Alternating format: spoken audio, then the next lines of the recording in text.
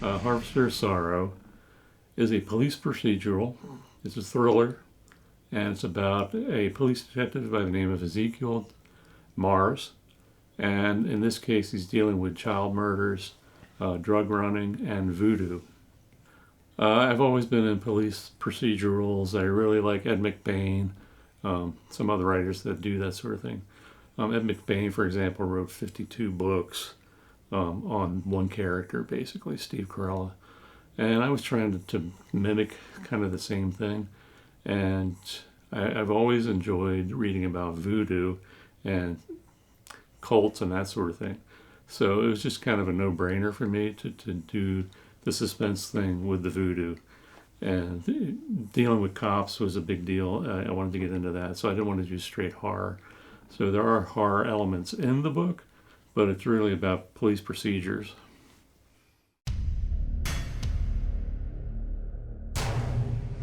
Ezekiel Marrs is a straight-up human cop. A lot of the books that you read, the cops are almost like Supermen. Not this guy. This guy is very family-oriented. He's very straightforward. He's very intuitive, and he's very much into protecting kids in this book. He really likes dealing with people, and he's smart enough to go up against some very evil people in this book in particular.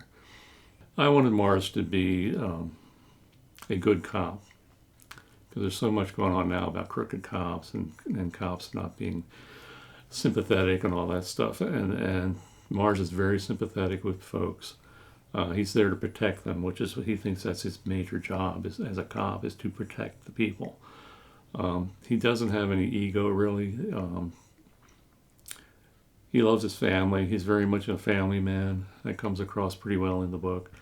And in the book, he's about to have a son that's about to be born. So he's worried about that. He's worried about the case that he's on.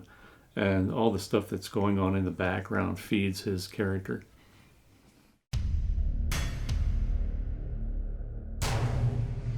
Well, Edouard is what you call a Bokor, which is a dark arts voodoo person. He considers himself an evil priest, pretty much. Well, actually, no. He doesn't consider himself evil. He thinks that what he's doing is accurate and validated by what he does. And he thinks he's working for the voodoo gods. And much of the stuff he's doing is not self-serving. He actually thinks he's doing something that's worthwhile. So the evil is kind of, it's there, but it's not what he lives for. He lives for a totally different thing. So he's very religious in that sense. So a lot of the murders and such that are in here are to him justified. In the sense that he's religious, the violence doesn't matter to him. It's the ends, the goal is what he's going for. So a lot of his character, even though it's evil in the sense that the reader sees it, the perception that the reader has that he's kind of superhuman, he's really not. He's just living the life that he deems with the voodoo, and he looks for the blood for power, and that's basically his validation of what he does. So he thinks he's getting power from killing, and the reader kind of gets that from the character, but it's really not superhuman at all. So there really isn't an occult piece of this. It's just his belief in his religion and how that drives him to do the things that he does.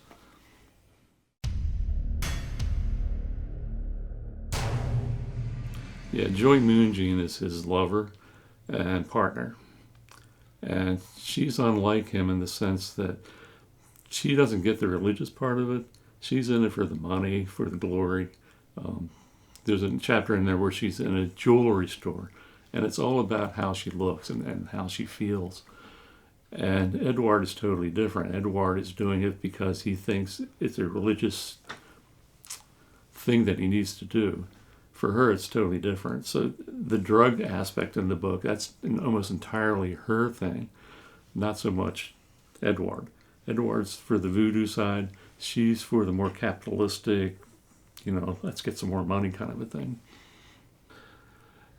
Joy is very much the instigator of a lot of the violence in the book.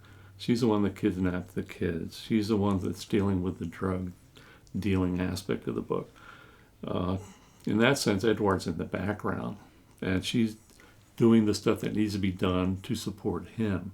And on the flip side of that, he's doing things to justify what she's doing so that she gets the things that she wants. And she's very materialistic, whereas he is not.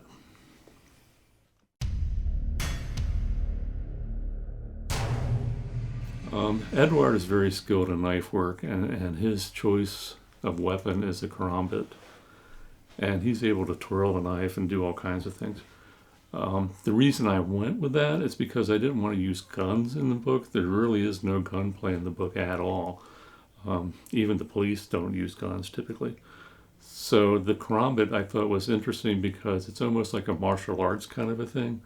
And the way they're throwing the knives around, and it's deadly. I mean, you can chop somebody up pretty quickly if you know how to use this. And Edward taught Joy how to do this as well. So they're almost equal in their ability to use these karambits. And you don't want to face off with them. You really don't. So it has a lot of play in the book.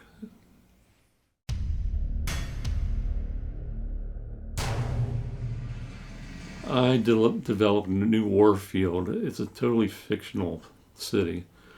And I wanted to make it fictional because most cities have certain procedures, certain regulations that the police have to abide by.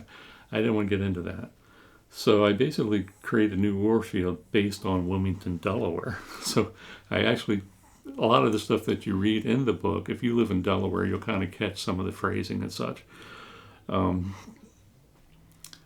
It's based on Wilmington in that sense. I have a map of Wilmington. I went through and changed all the streets so that I have some continuity in the book.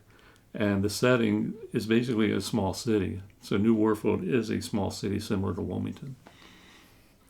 I used the 1993 time frame mainly because I wanted Joy and Edward to come over from Haiti to Florida. And back in 93, that's when they had the Haitian refugee thing with all the boats coming across.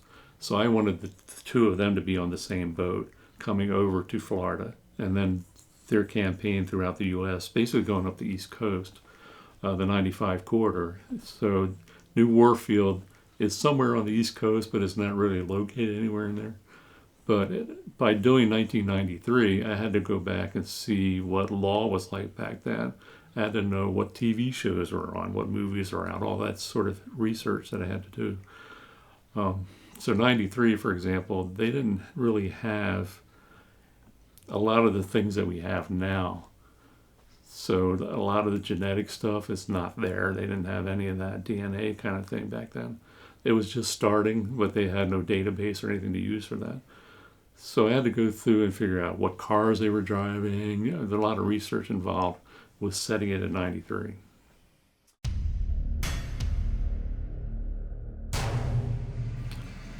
I had to read a lot about police procedures, even though it was fiction and I wasn't sticking to, in particular, regulations. I read a lot of books, and I have a cousin who was a cop, and he's a county cop. I bounced ideas off of him a lot. I actually went to the local police academy, the Citizen Police Academy, and learned a lot of stuff hands-on. So I was trying to get into the mind frame of a cop, and the procedures. I don't want to be too specific on the procedures, but I wanted to get the whole idea of what a cop does in reality.